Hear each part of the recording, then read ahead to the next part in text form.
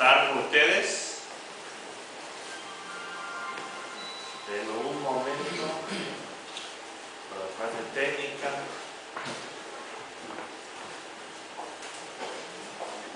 Aquí estamos.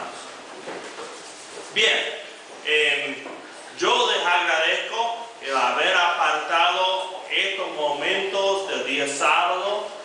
Yo sé que muchas veces el sábado es un día que podemos aprovechar para atender las necesidades de la casa, podemos hacer muchas cosas y ustedes han decidido pasar este tiempo aprendiendo más acerca de la palabra de Dios, así que yo les felicito.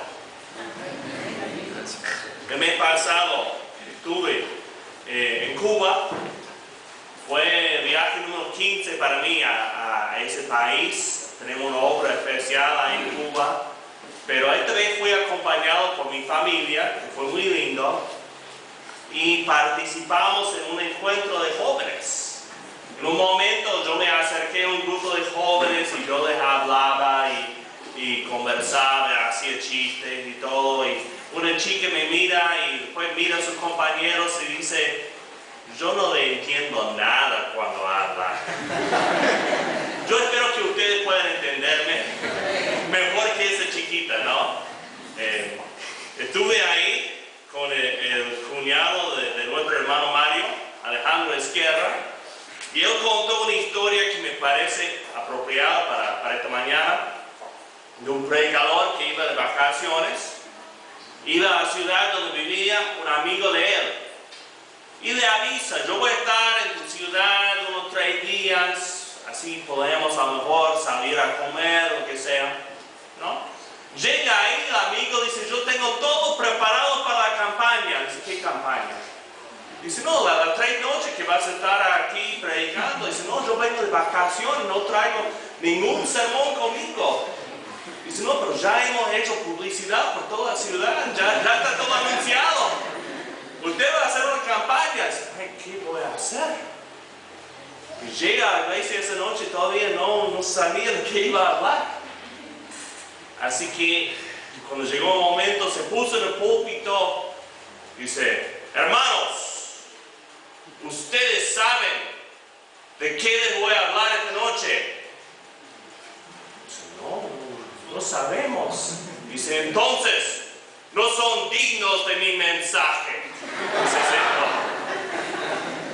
y bueno, una noche pasó, pero llegó la segunda noche y todos estaban listos. Esta vez dice: bueno, vamos a decir que sí, así no tienen que predicar.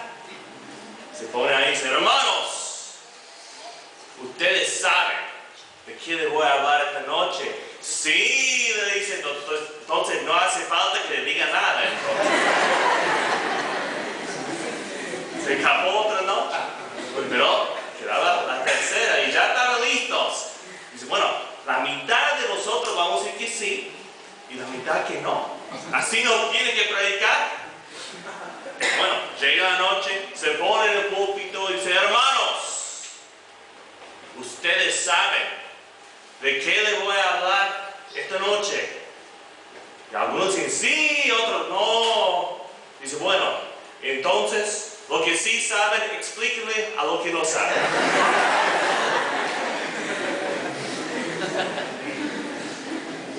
Mirando este tema, algunos están diciendo: ya sé de qué va a hablar.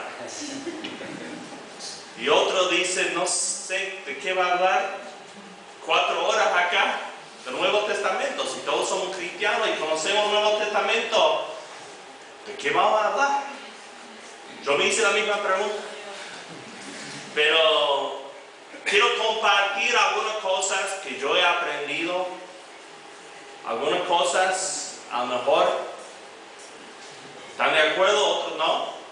Pero espero que donde hablemos de la Biblia, que sí estemos todos de acuerdo. Comenzamos. ¿Qué es el Nuevo Testamento?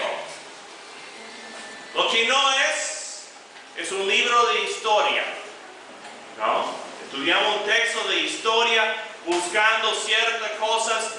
El Nuevo Testamento no es eso, ¿no?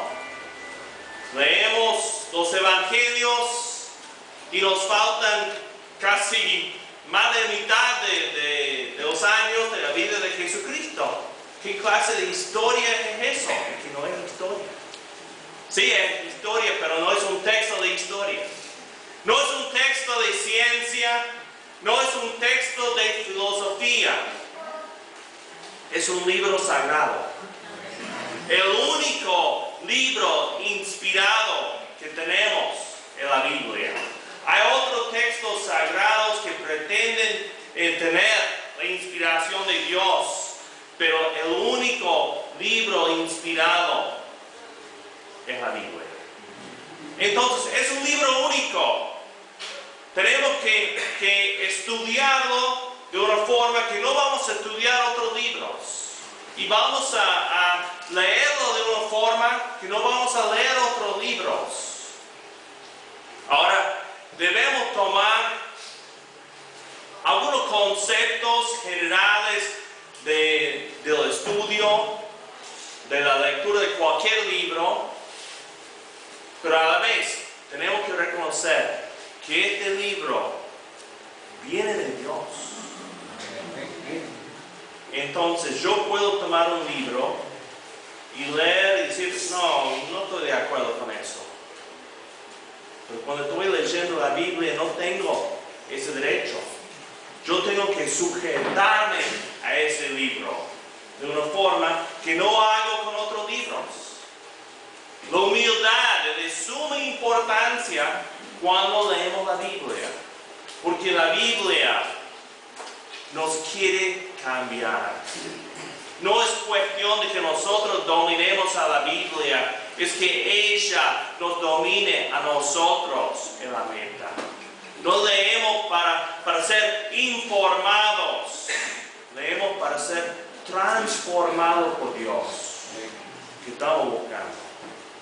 Bien, lo que no es un libro, sino es una biblioteca, ¿no? La Biblia es una biblioteca de 66 libros.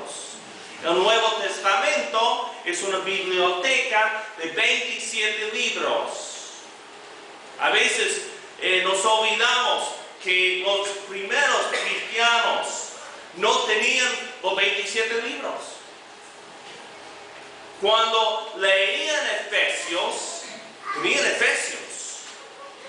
Cuando leían Lucas, no tenían Mateo al lado para comparar.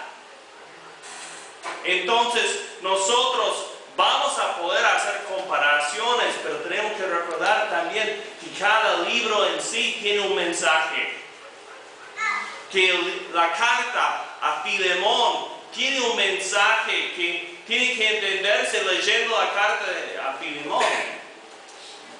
Que a lo mejor Filemón no tenía hechos para saber qué dice ahí.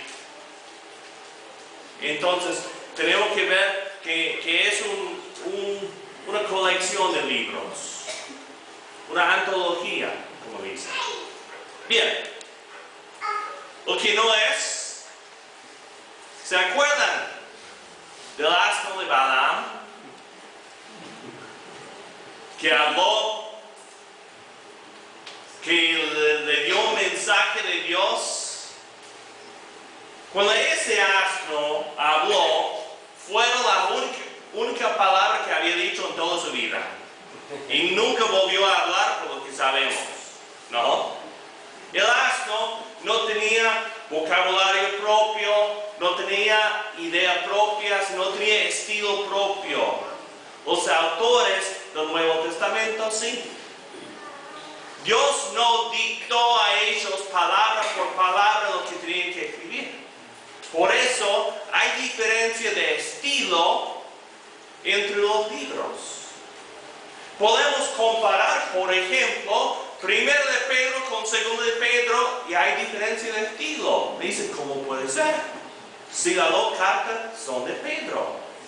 Bueno, 1 de Pedro, él dice que Silas le ayudó a escribir el libro. Silas era un hombre muy educado. Y se nota en el griego de 1 de Pedro. En 2 de Pedro, él no dice que nadie le haya ayudado. Y parece el griego de un les quitó a los autores su personalidad. Juan no escribe como Pablo. ¿Han notado eso? Si en algún momento se pone a estudiar los idiomas originales, Juan es bien fácil para leer. Usa un vocabulario bien sencillo, Pablo, ¿no? Lucas, ni soñando, ¿no? Hay partes de Lucas que son bien técnicos y difíciles de leer. Entonces debemos reconocer que el Espíritu Santo inspiró a los autores y les guió en el momento en que estaban escribiendo, pero no les dictó palabra por palabra lo que tenían que escribir. Entonces lo que sí es una colección por muchos autores distintos, que es una gran bendición para nosotros. Yo conozco a personas que leen el libro de Santiago y dicen, ay, me encanta cómo escribe Santiago. Yo soy una de las personas que yo leo Santiago y digo, pero ¿cómo saco un bosquejo de este libro? No, yo quiero poner las ideas en orden y Santiago no escribe así, ¿no? Entonces tenemos libros que pueden comunicar mejor a distintas personas. Dios usó a muchos hombres. Él podría haber trabajado de otra forma, porque lo que no es lo que los mormones afirman que es el libro de Mormón, ¿no? Que vino un libro ya hecho y que luego Dios le guió a José Smith en la traducción. Nuestro libro no es así. Nuestro Nuevo Testamento no es así. Yo a veces me pregunto cómo el Espíritu Santo hizo tantos errores de gramática en el libro de Mormón, pero ese es otro asunto. Lo que sí tenemos son traducciones, ¿no? Hombres fieles que se pusieron a estudiar cómo pasar el Nuevo Testamento del griego a un idioma que nosotros podamos entender. Y que hoy en día tenemos multitud de traducciones. A alguna persona le molesta eso, quisiera tener una sola versión, una sola traducción. Yo lo veo como ventaja. Yo puedo leer distintas traducciones, compararlas y aprender de ellas. Cada traducción tiene su punto débil, hasta la Reina Valera tiene su punto débil, ¿no? En Hebreos, donde dice sujétense a sus pastores, y la palabra pastor no está en griego, eso no nos ayuda nada, porque los evangélicos usan eso para decir que el pastor puede dominar la iglesia, y eso no está en la Biblia, está en una traducción hecha de la Biblia, ¿no? Entonces cada Biblia tiene su punto débil. Si vamos comparando, podemos sacar, ¿no?, lo que es el texto original. En ese sentido, comento un poco,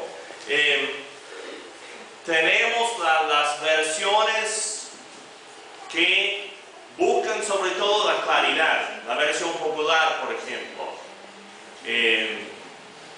La Biblia para todos, si alguno tiene eso. Lenguaje actual, la versión, traducción viviente, se han visto ese, la Biblia al día. La Biblia al día ya pasa a ser no una traducción, ¿no?, sino más bien un comentario sobre la Biblia. Y vamos al otro extremo, por ejemplo, la Biblia de las Américas, que es una Biblia bien literal que a veces cuesta leerla, porque es tan literal que a veces las frases parecen más, como digo, el orden de la palabra parece más en griego que en castellano, ¿no? Entonces, si podemos ir leyendo distintas versiones, nos da una idea mejor de cómo era el texto original. Porque no hay traducción perfecta. Yo vivo hablando dos idiomas, ¿no? En mi trabajo, en mi iglesia, hasta en mi casa, ¿no? Con mi señora, los dos hablamos los dos idiomas. Mi suegra prefiere castellano, mi mamá no sabe nada de castellano, ¿no? Entonces, vivimos con eso y reconozco a veces que no hay forma de expresar cierta idea en el otro idioma, ¿no? Por ejemplo, para decir consuegro, una cosa tan fácil, tengo que usar como dos oraciones en inglés, ¿no? Es el padre del muchacho con quien se casó mi hija. Consuegro, es muy fácil, ¿no? Pero ya expresado es más complicado en inglés. Eso pasa a veces del griego al español, ¿no? Entonces, ayuda a ver cómo distintas personas lo han traducido.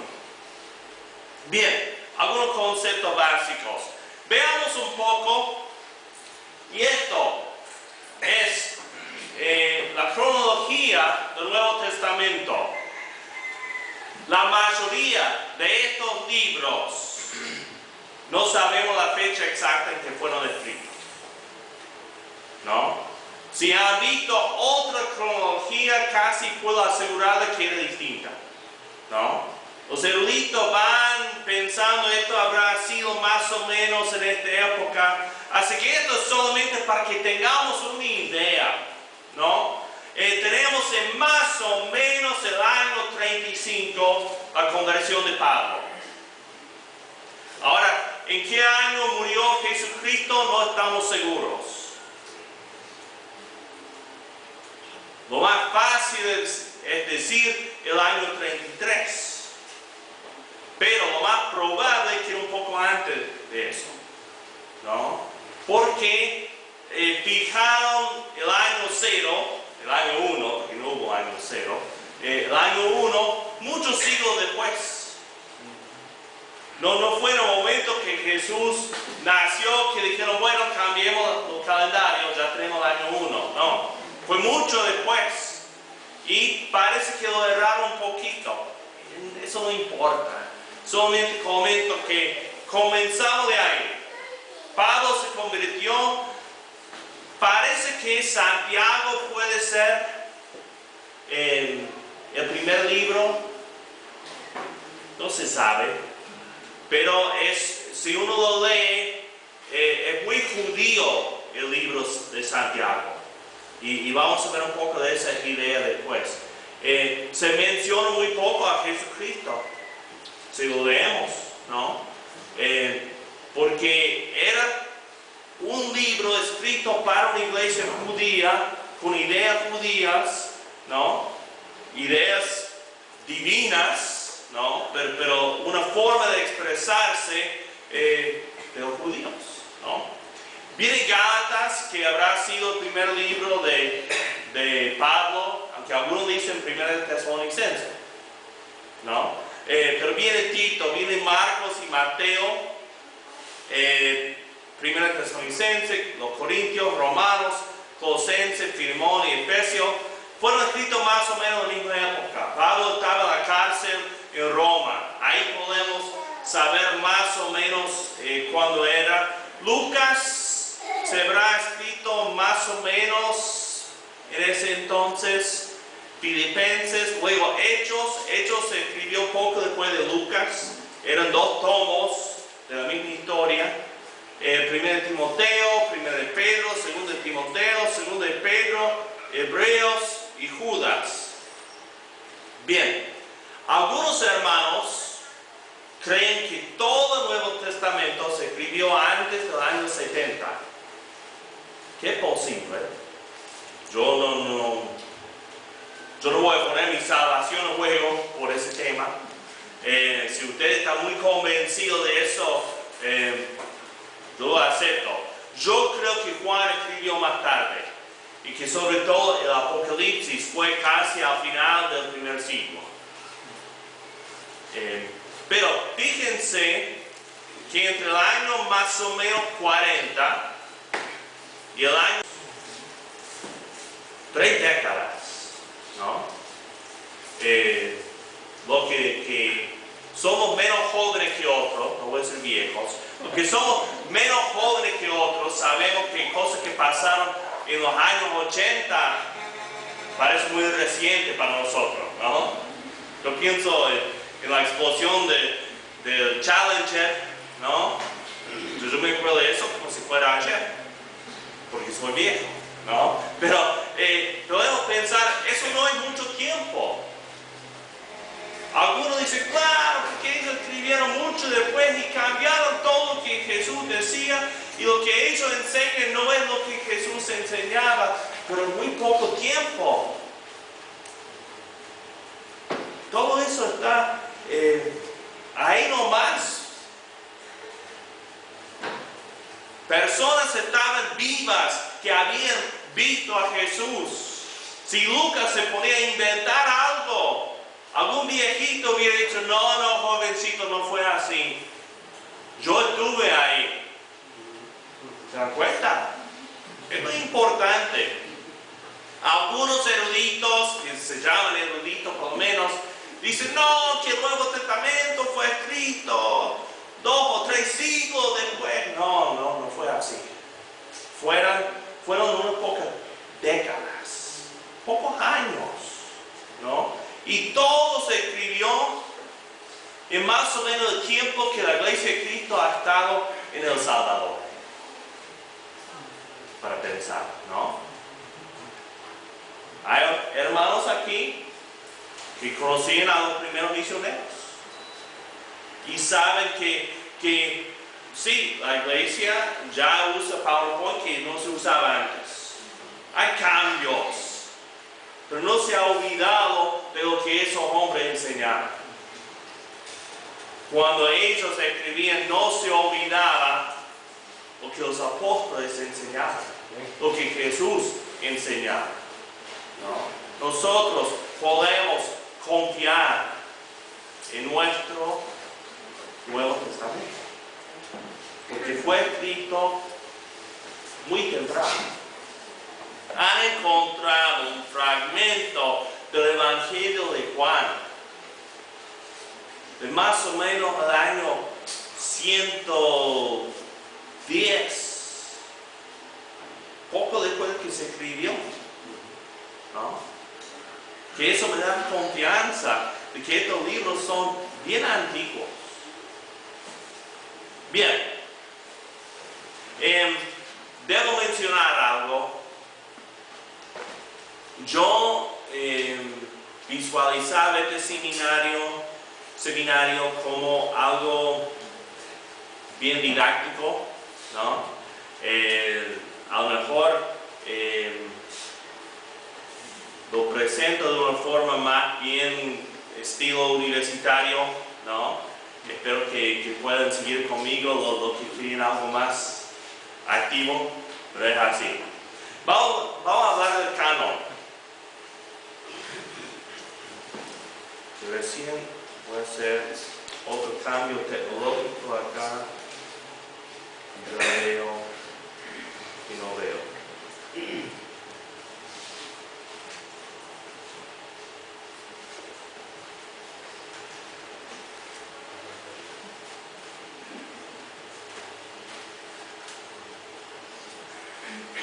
Deme un momento.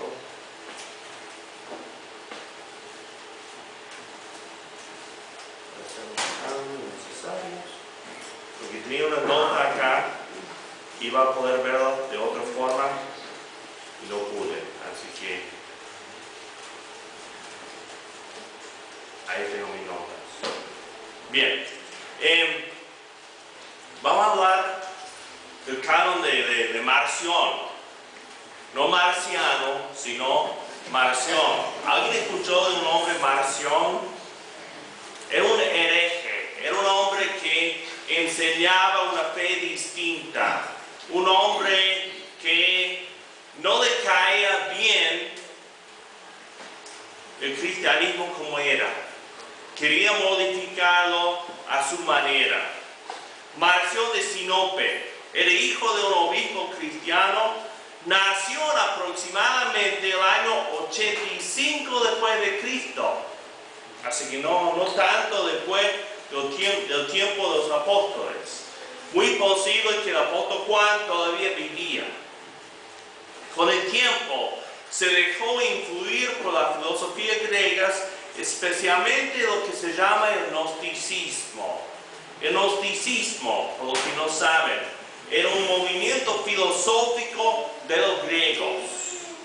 Existía dentro del cristianismo y fuera del cristianismo. O sea, afectó las iglesias, pero no se limitaba a las iglesias, ¿no? El gnosticismo enfatizaba la diferencia entre, por ejemplo, la carne y el espíritu.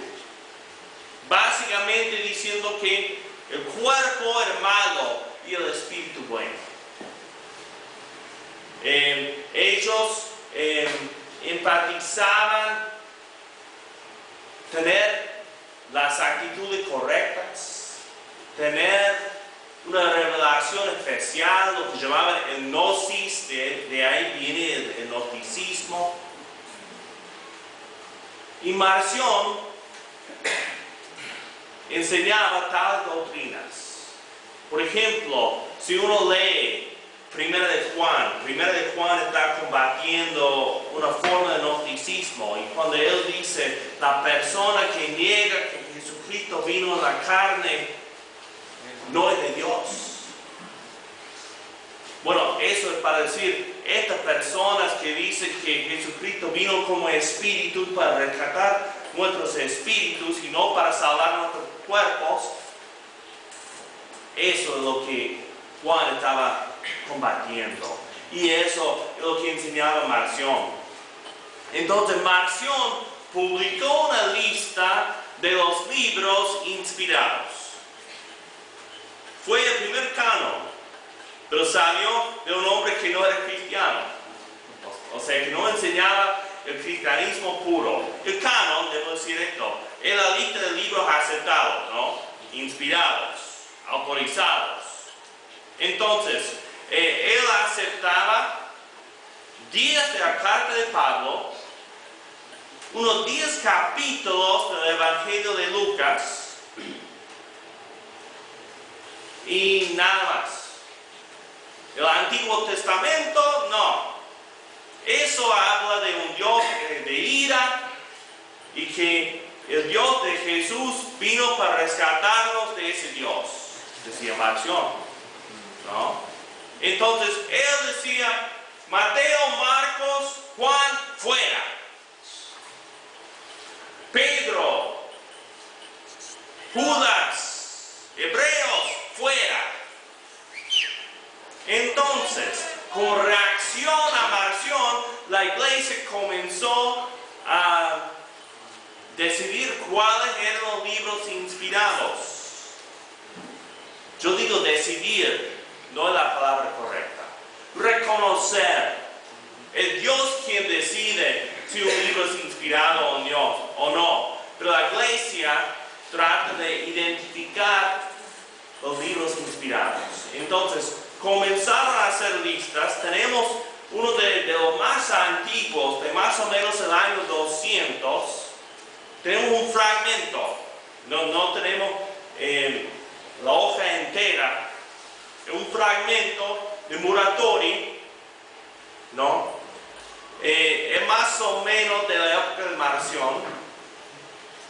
Contiene una lista de libros del Nuevo Testamento mencionando 4 evangelios, el libro de los Hechos, 13 epístolas de Pablo, 2 cartas de Juan, la carta de Judas y el libro de Apocalipsis.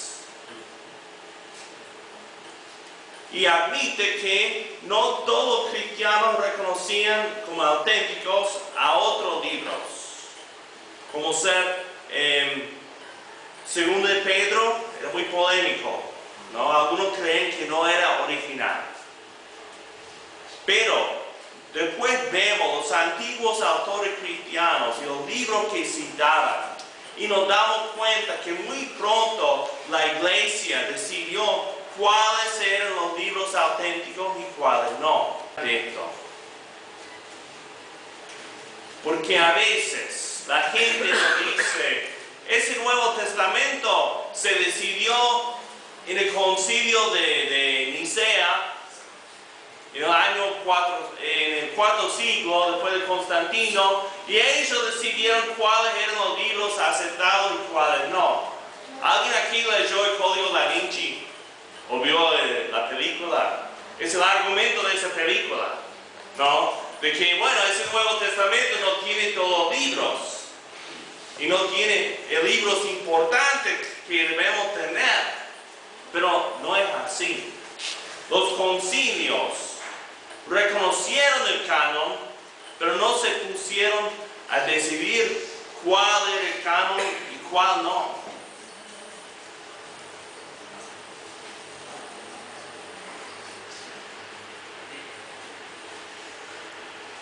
Sigo luchando acá.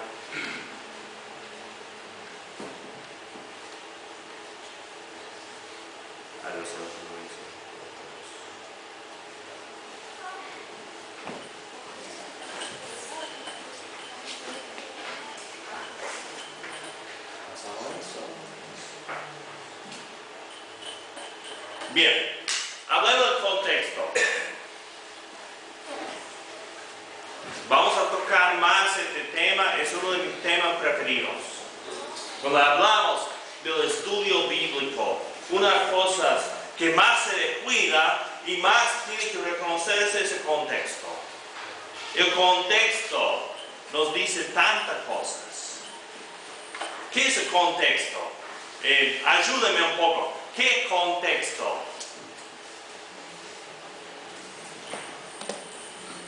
Lo que rodea las circunstancias. Bien, lo que rodea las circunstancias. Un contenido. Bien. ¿Qué? Un contenido. Sí. Sí, lo que vamos a ver la próxima, el tejido del libro. Bien, vamos a ir cerrando esto, evaporarme un poco. Debemos ver el contexto político del Nuevo Testamento, ¿no? Vino un tal Alejandro Magno, que conquistó toda esta zona. Miren todo lo que era de Alejandro, desde Macedonia, de donde él era, hasta la India, y bajó hasta Egipto. Y él no solamente buscaba poder, buscaba cambiar la cultura, ¿no? Quería traer el helenismo, que es la forma de pensar de los griegos. Un ejemplo es esta cita que dice, el hombre es la medida de todo, de lo que es y lo que no es. Entonces usaba el gimnasio, que es una escuela, usaba el estadio, el teatro y los templos. Entonces iba por toda esta zona estableciendo colonias griegas con estos 4 elementos que usamos hasta el día de hoy: la educación, los deportes, los artes y la religión. Podríamos agregar el mercado, ¿no? El comercio. Pero son las influencias. Un hombre muy erudito ha hablado de la diferencia de pensar griego y hebreo. Y es lo que yo quiero que veamos rapidito. Los griegos piensan en forma abstracta y los hebreos en forma concreta. Si yo digo, Dios es, ¿cómo me termina esa frase? Dios es amor, espíritu, poder, omnisciente, que más o menos son ideas bien griegas. La forma hebrea de hablar de Dios es: Dios es mi pastor, Dios es mi roca, Dios es mi refugio, cosas que podemos visualizar. Los griegos, que tenemos una forma de pensar griega, griega, en el occidente, pensamos en cosas abstractas. Pintar lo que es amor no es fácil. Podemos pintar algunas representaciones, pero el amor mismo no se puede pintar. Entonces, los griegos son abstractos, el hebreo concreto. A los griegos les gusta la prosa, el hebreo poesía. ¿Se han fijado en los profetas? ¿Cuánta poesía hay en los profetas? Muchísima, ¿no? A los griegos nos gustan los bosquejos y las listas como esto, ¿no? Eso ayuda, ¿no? Estamos acostumbrados a eso en la escuela, así, que nos den un gráfico, una lista, un bosquejo. Los hebreos no piensan así. Bosquejar el sermón del monte no es fácil, ¿no? Bosquejar el libro de Santiago no es fácil. Pablo es un poco más fácil. Pablo estaba entrenado en pensamiento griego. Tenía mucho hebreo en él también, pero vemos ya la diferencia. Para los griegos los números son una cantidad, para los hebreos los números son un símbolo. Eso veremos cuando hablemos de Apocalipsis. Déjenme pasar. Bien, también tenemos que pensar en el contexto religioso del Nuevo Testamento. Cómo estaban organizados los judíos. Tenían los saduceos. Los saduceos se habían hecho muy griego. Querían aferrarse al pensamiento griego, querían injertarse en la sociedad griega. Por eso negaban la resurrección, por eso negaban los ángeles, por eso negaban la vida después de la muerte. Mientras tenemos a los fariseos, como reacción a eso, se aferraban a la ley y enseñaban que la ley era lo más importante. Y para agradar a Dios era cuestión de cumplir las normas de la ley. Y ellos tomaron la ley y pusieron un cerco alrededor de la ley, como decían ellos. Entonces, si la Biblia dice que no golpees a un prisionero más de 40 veces, ellos hacían 39 por las dudas. Si la ley decía no trabajar el día sábado, ellos definían que era trabajo. ¿Cuáles nudos uno podía atar el día sábado y cuáles no? Enseñaban que uno podía llevar un bolso en la boca y eso no era trabajo. Lo colgaban en la boca y lo llevaban así, eso no era trabajo. Llevarlo en la mano sí era trabajo. Cosas insólitas, porque ya idolizaban la ley. Y tenemos que comprender todo ese contexto. Y eso lleva tiempo, que no tenemos hoy. Pero es una breve introducción. En las próximas sesiones, lo que queremos ver, vamos a ver los evangelios y hechos. Luego, en la tercera sesión, vamos a ver las epístolas. Y en la última sesión vamos a hablar del Apocalipsis, porque creo que merece una sesión completa. Así que yo les agradezco su atención. Vamos a terminar esto con una oración y después lo paso al hermano. Oremos.